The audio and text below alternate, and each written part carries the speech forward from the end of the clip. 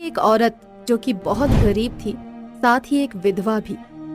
वो अपने छोटे से बेटे नील के साथ अकेली एक छोटे से घर में रहा करती थी। सुधा लोगों के घर में साफ सफाई का काम करके अपने घर का खर्चा चलाया करती थी। ऐसे ही एक दिन नील स्कूल से घर आ रहा होता है। तभी उसकी नजर एक आइसक्रीम वाले पर पड़ती है, जहाँ बहुत भीड़ होती है। उसके साथ के सभी दोस्त उसे अकेला छोड़कर आइसक्रीम वाले के पास जाते हैं और आइसक्रीम खरीद लेते हैं। उन्हें आइसक्रीम खाता देख नील के मुंह में भी पानी आ जाता है और वो भी आइसक्रीम वाले के पास जाता है और आइसक्रीम वाले से कहता है, अंकल मुझे भी एक आइसक्रीम दे दो, मैंने कभी भी आइसक्रीम नहीं खाई। हाँ बेटा, क्यों नहीं, ये लो आइसक्रीम और लाओ 10 रुपए। पर अंकल मेरे पास तो पैसे नहीं है। अगर तुम्हारे पास पैसे नहीं है तो मेरे पास भी आइसक्रीम नहीं है। जाओ यहाँ से और पहले पैसे लेकर आओ, तभी आइसक्रीम खाने को मिलेगी। आइसक्रीम वाले की बात सुन नील घर जाता है और अपनी माँ से बोलता है, माँ मुझे भी आइसक्रीम खानी है, मैंने कभी आइसक्रीम नहीं खाई। आपको पता है आज जब मैं स्कूल से आ रहा था तो सभी बच्चे आइसक्रीम वाले से आइसक्रीम ले रहे थे, पर जब मैंने आइसक्रीम वाले से आइसक्रीम मांगी तो उन्होंने मुझे मना कर दिया। कहते हैं पहले पैसे दो तब जाकर आइसक्रीम मिलेगी। माँ मुझे कुछ नहीं पता, तुम मुझे पैसे दो ताकि मैं भी आइसक्रीम खा सकूं। पर बेटा मेरे पास इतने पैसे नहीं हैं जो मैं तुम्हें दे सकूं। तुम्हें तो पता है ना कि हम बहुत गरीब हैं। माँ हम इतने गरीब क्यों हैं? बेटा हम इतने गरीब इसलिए हैं क्योंकि आज तुम्हारे पापा हमारे साथ नहीं हैं। अगर वो होते तो वो तुम्हें तुम्हारी मनपसंद आइसक्रीम खिलाते। अपनी माँ की बातें सुनकर नील आइसक्रीम खाने की जिद छोड़ देता है, परंतु ये बात सुधा को बहुत बुरी लगती है कि वो अपने छोटे बेटे को एक 10 रुपए की आइसक्रीम भी नहीं खिला सकती है। और सुधा यही बात सोचने लगती है, मैं क्या करूं कि मैं अपने बच्चों की छोटी से छोटी जिद को पूरा कर सकूं।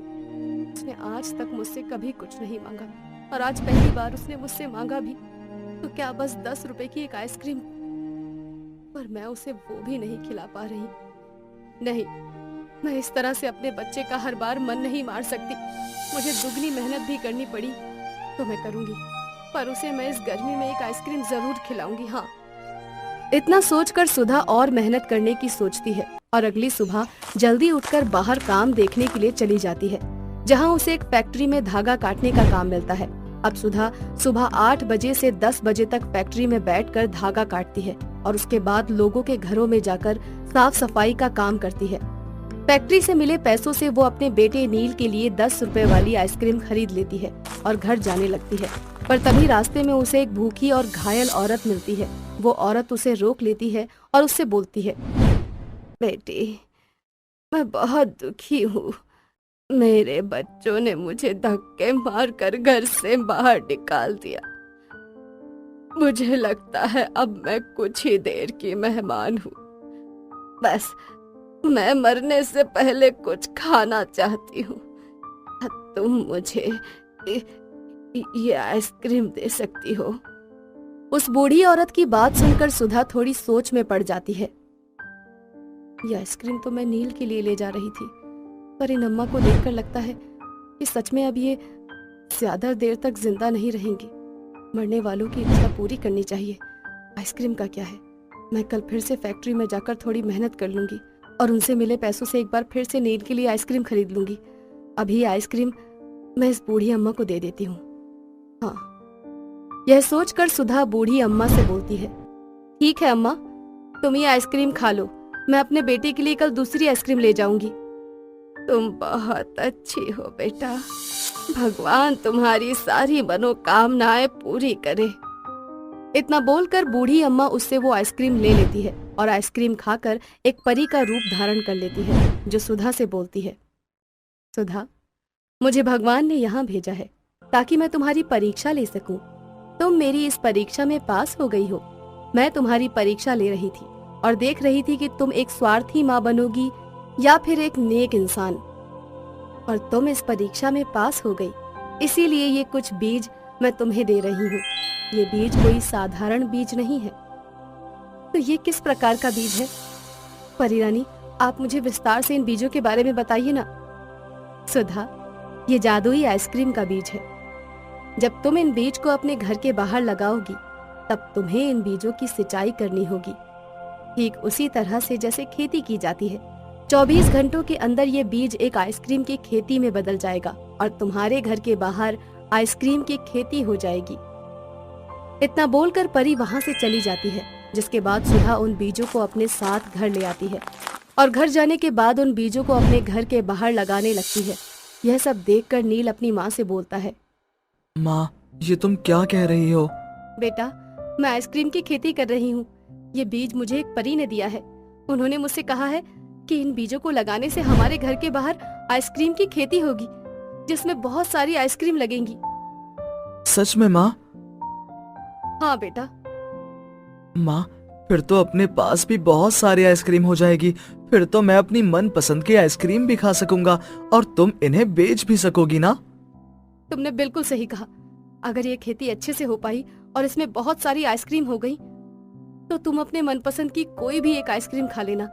इसके बाद मैं आइसक्रीम का खुद का व्यापार करूंगी और तुम्हारी सारी इच्छाओं को पूरा करूंगी। फिर तुम्हें कभी भी अपनी इच्छाओं को मारने की जरूरत नहीं पड़ेगी और ना ही हमें अपनी गरीबी पर कभी अफसोस होगा। अच्छा बेटा, देखो, मैंने इन बीजों को मिट्टी में गाड़ दिया है। अब तुम जल्दी से इसमें पानी डाल दो। पानी क्यों माँ? ये तो जादुई बीज है ना? हाँ बेटा, ये जादुई बीज है, पर हमें इसकी सिंचाई करनी है, ठीक उसी तरह से जैसे खेती की जाती है। आखिर ये भी तो हमारी जादुई आइसक्रीम की खेती है ना। अगर आज हम इसमें पानी देंगे, इसकी देखभाल करेंगे, तो तभी तो कल सुबह ये हमें ढेर सारी आइसक्रीम देगी। ठीक है माँ, तुम यहीं रुको। तुम सारे बीज को मिट्टी में डालो, तब तक मैं घर में से पानी लेकर आता हूँ। मैं सभी बीजों में पानी डालूंगा ताकि वो अच्छे से बढ़ सके, ताकि जब मैं कल उठूं तब मुझे रंग बिरंगी आइसक्रीम मिल सके। ठीक है बेटा, अब जाओ, जाकर जल्दी से पानी ले आओ। अब नील जल्दी से घर में जाता है और पानी लेकर बाहर आ जाता है और उनमें पानी डाल देता है। कुछ देर बाद नील और सुधा घर में जाते हैं। नील बहुत खुश हो जाता है कि कल से उसे रंग बिरंगी आइसक्रीम देखने को मिलेंगी। जिसके बाद सुधा उसे समझाती है और बोलती है, बेटा, इस तरह से लालच नहीं करते। अगर तुम लालच करोगे कि कल सुबह तुम्हें बहुत सारी आइसक्रीम मिलेगी, तो तुम्हें इस लालच का गलत परिणाम भुगतना पड़ेगा। इंसान को कभी भी लालच नहीं करना चाहिए। इसीलिए अब अपने दिमाग से आइसक्रीम का ख्याल निकाल दो। ये सब कुछ भगवान की मर्जी से होता है। अगर उन्होंने चाहा तो कल सुबह आइसक्रीम की खेती होगी, अगर उन्होंने नहीं चाहा तो आइसक्रीम की खेती नहीं होगी। अगर ऐसा है माँ, तो मैं कभी भी लालच नहीं करूंगा और आपकी तरह एक दयालु इंसान बनूंगा। शाबाश मेरे बच्चे। अब नील अपने दिमाग से आइसक्रीम की खेती का ख्याल निकाल देता है और सो जाता है। अगली सुबह जब सुधा और नील उठते हैं तो वो देखते हैं कि घर के बाहर आइसक्रीम की खेती लहरा रही है।